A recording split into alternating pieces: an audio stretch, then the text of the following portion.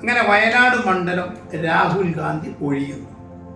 പകരം പ്രിയങ്ക ഗാന്ധിയെ വയനാട്ടിൽ കൊണ്ടുവരുന്ന തീരുമാനം എന്തുകൊണ്ടും ഉചിതമായി കോൺഗ്രസ് നേതൃത്വത്തിന്റെ തീരുമാനമെന്ന് പറയാതെ വയ്യ. കാരണം രാഹുൽ ഗാന്ധി 2 മണ്ഡലത്തിൽ മത്സരിക്കുമ്പോൾ തന്നെ നമുക്കറിയാം ഒരു മണ്ഡലം അദ്ദേഹം ഒഴിഞ്ഞേ പറ്റൂ.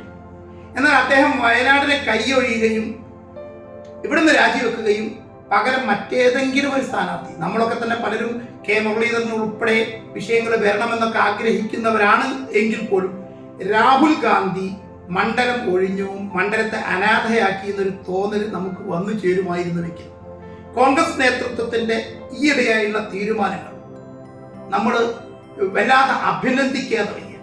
തികച്ചും ആ മണ്ഡലത്തെ തന്നോട് ചേർത്ത് നിൽക്കുന്ന ഒരു നടപടിയായിട്ട് രാഹുൽ ഗാന്ധി പരിഗണിച്ചതായിട്ടാണ് ശ്രീ പ്രിയങ്ക ഗാന്ധിയെ വയനാട്ടിലോട്ട് അയക്കുമ്പോൾ നമുക്ക് മനസ്സിലാക്കാം. മാത്രമല്ല എനിക്ക് തോന്നുന്നു രാഹുൽ ഗാന്ധി വയനാട് മണ്ഡലത്തിൽ നേടിയ ഭൂരിപക്ഷത്തെക്കാൾ ഭൂരിപക്ഷത്തെക്കാൾ ഏറെ വലിയ ഭൂരിപക്ഷത്തോടെ ശ്രീ പ്രിയങ്ക ഗാന്ധി തെരഞ്ഞെടുക്കപ്പെടാനാണ് സാധ്യത.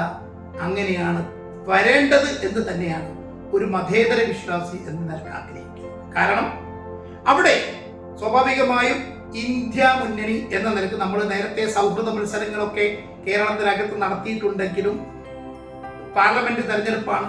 പാർലമെന്റിൽ നേരത്തെ നമ്മൾ നടത്തിയ സൗഹൃദ മത്സര അന്തരീക്ഷം ഉൾപ്പെടെയുള്ള അന്നത്തെ സാഹചര്യത്തിൽ ഒരുപക്ഷെ ശ്രീ രാഹുൽ ഗാന്ധി തെരഞ്ഞെടുക്കപ്പെട്ടാൽ അതൊരു പ്രതിപക്ഷ നേതാവാൻ പോലും കഴിയുമോ എന്നൊരാശങ്ക ഉണ്ടായിരുന്ന ഘട്ടം നമുക്കറിയാം. അതിനകത്ത് നമ്മൾ നിഷേധിച്ചിട്ട് കാര്യമൊന്നുമില്ല.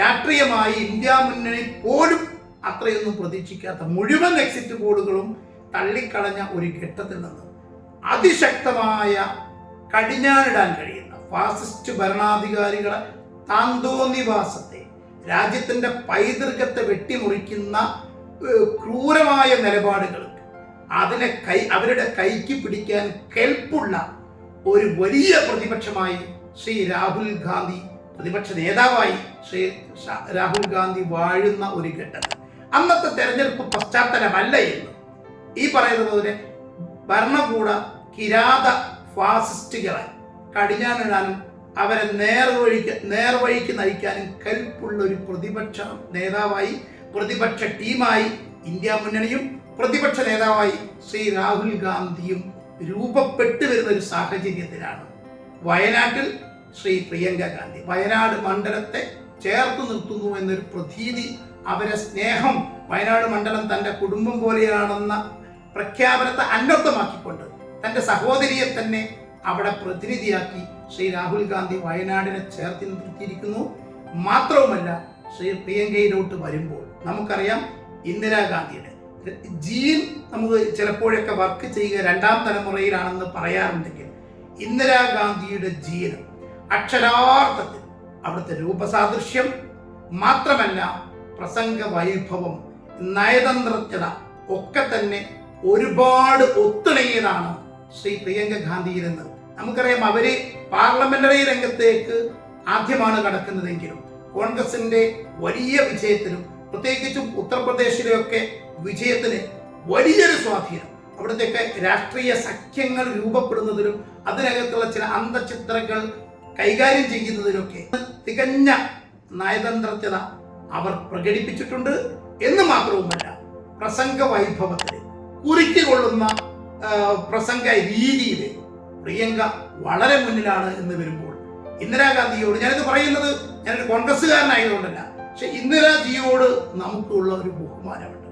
ലോകത്തിന് മുമ്പിൽ ഉരുക്ക് വനിത എന്നറിയപ്പെട്ട ഇന്ദിരാജിയുടെ അവരുടെ നൈപുണ്യത, ഭരണ നൈപുണ്യത ഏതാണ്ട് വലിയൊരളവിൽ തന്നെ നിലനിർത്താൻ കഴിയുന്ന പുതിയ തലമുറയുടെ പ്രാതിനിധ്യമെങ്കിൽ ഇന്ദിരാഗാന്ധിയോട് തോന്നുന്ന സ്നേഹ ബഹുമാനങ്ങൾ ഒരു മതേതര വിശ്വാസി എന്ന നിലയ്ക്ക് ശ്രീ പ്രിയങ്ക ഗാന്ധിക്ക് അർപ്പിക്കാൻ അവരുടെ വിജയം വയനാട് മണ്ഡലത്തിൽ ഒരുപക്ഷെ ഇടതുപക്ഷ സ്ഥാനാർത്ഥികളൊക്കെ ഇവിടെ കടന്നു വരുന്നത് സ്വാഭാവികമാണ്. CPIയുടെ സംസ്ഥാന സെക്രട്ടറി ശ്രീ വിനോയ് വിശ്വമൊക്കെ ഇടതുപക്ഷ സ്ഥാനാർത്ഥികൾ ഉണ്ടാകും എന്ന് അദ്ദേഹം കാരണം കൂടെ പറഞ്ഞിട്ടുണ്ട്. അല്ലാതെ വന്നാൽ അവിടെ ഫാസിസ്റ്റ് ശക്തികൾ അവരുടെ ശക്തി വർദ്ധിപ്പിക്കാൻ സാധ്യതയുള്ളതുകൊണ്ട് പ്രിയങ്കയ്ക്കെതിരെ പ്രതിരോധ പ്രവർത്തനങ്ങൾ, ഇടതുപക്ഷ സാന്നിധ്യങ്ങളൊക്കെ വേണം.